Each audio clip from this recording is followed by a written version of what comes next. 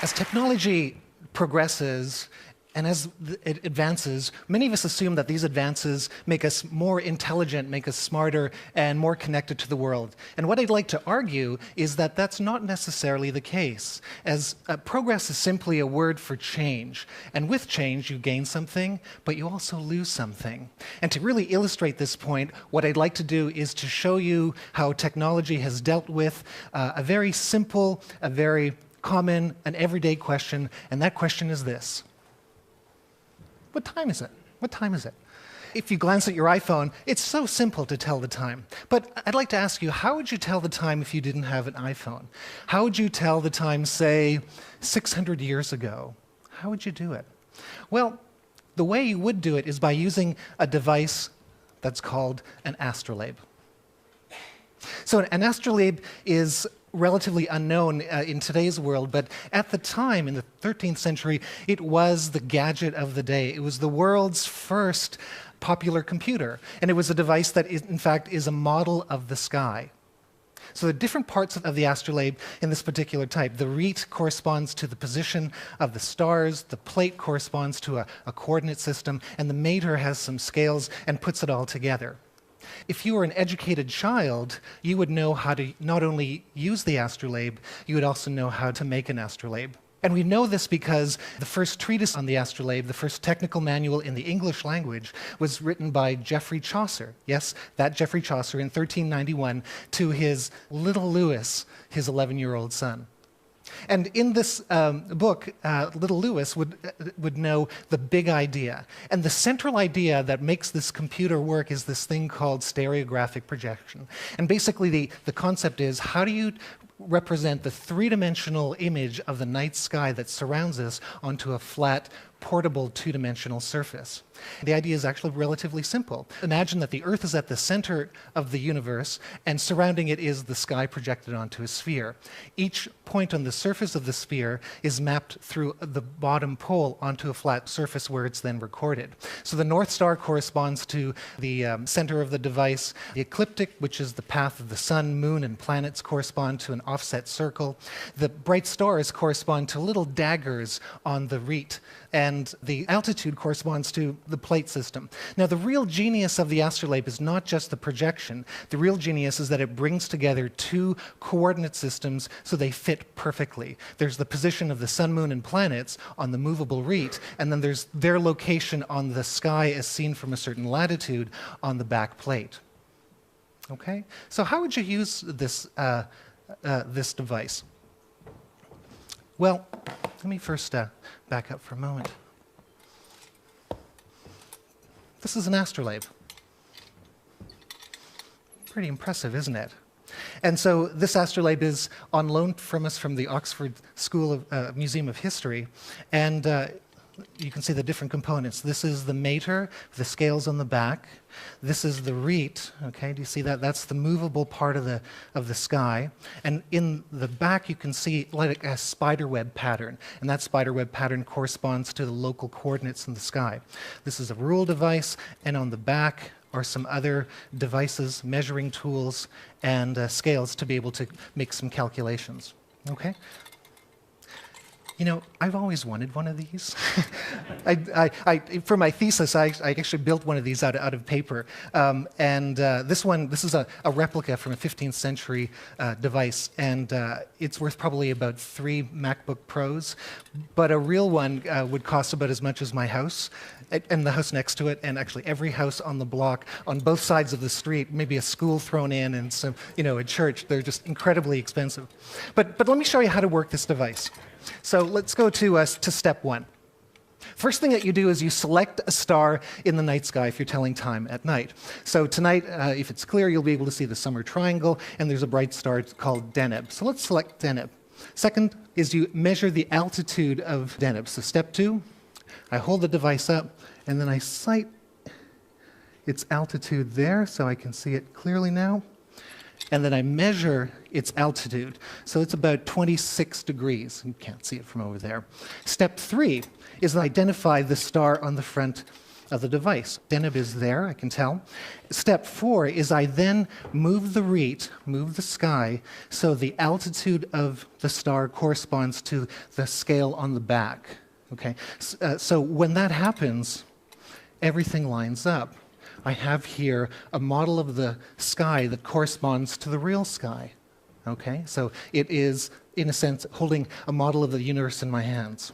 And then finally, I take a rule and move the rule to a date line, which then tells me the time here. Right? So that's how the device is used. So I know what you're thinking. That's a lot of work, isn't it? Isn't it a ton of work to be able to tell the time as you glance at your iPod to just check out the time? But there's a difference between the two, because with your iPod you can tell, or your iPhone, you can tell exactly what the time is with precision. The way little Lewis would tell the time is by a picture of the sky. He would know where things would fit in the sky. He would not only know what time it was, he would also know where the sun would rise and how it would move across the sky. He would know what time the sun would rise and what time it would set. And he would know that for essentially every celestial object in the heavens. So in computer graphics and computer user interface design, there is a term called affordances. So affordances are the qualities of an object that allow us to perform an action with it.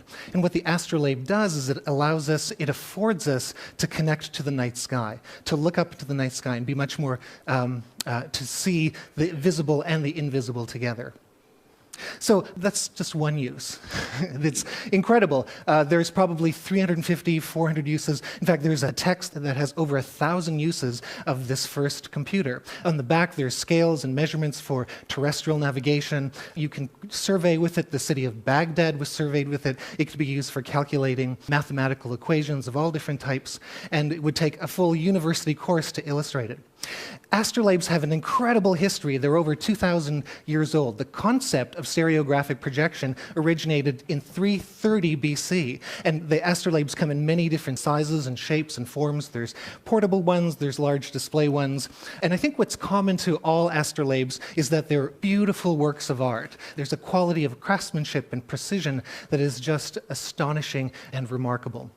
Astrolabes, like every technology, do evolve over time. So the earliest REITs, for example, were very simple and primitive, and advancing REITs became cultural emblems. This is one from Oxford, and I find this one really extraordinary because the REIT pattern is completely symmetrical, and it accurately maps a completely asymmetrical or random sky. How cool is that? It's just amazing. So would little Lewis have an astrolabe?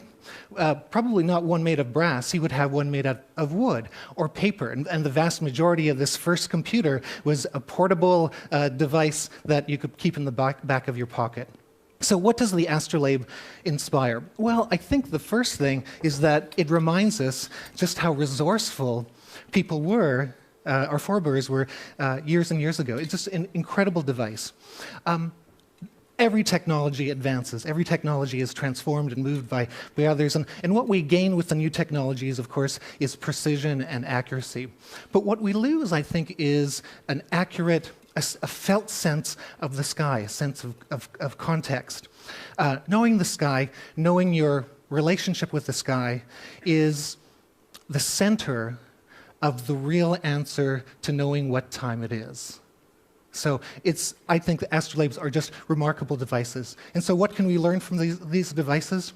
Well, primarily that there's a subtle knowledge that we can connect with the world, and astrolabes return us to this subtle sense of how things all fit together and also how we connect to the world.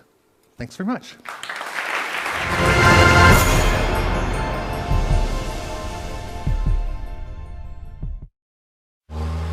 Traffic is a global epidemic. US traffic is creating 45% of the world's air pollution.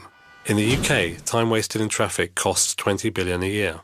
Would you pay for cleaner air and a faster commute? Stockholm put it to a vote. I voted for it, yes. I voted for it. I vote for it. We're not old enough to vote. We had to do something in Stockholm to improve the environment and to get a better flow in the traffic. We put a price on taking your car into the central parts of Stockholm, and we call that congestion charges. If you start a system like this and it doesn't work on the first day, then you will be in big trouble. It must be perfect from day one. There are 18 entry gates to the city. Each is equipped with cameras. Pictures are taken of the rear and front license plates. These pictures are sent to a central system that identifies the license plates and makes sure that the right person pays for the right passages. One of the obstacles we overcame was the OCR, the optical character reading of the license plate.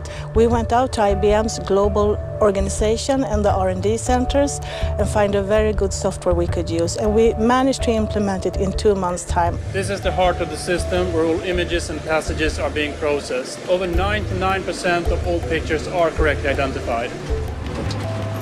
No, it's nice. This is how it should be all the time. Behind me you can see the traffic, and the clock is 6 p.m. Before we had the congestion charging, the traffic was queuing up at this time of the day. Jag tycker det är en bra idé. I think it's a good idea because I think that we should take care of the environment in the city. The traffic went down with about 22% and the air pollution was about 14% better. It's a huge international interest from different parts of the world, from the United States, from Latin America, from China, and it's really a pleasure to tell people not what we are planning to do, but what we actually have done in Stockholm. I voted for it, yes I did. Not my husband, so but I did. I think he is not thinking like me for the future. I'm thinking for the children and the grandchildren.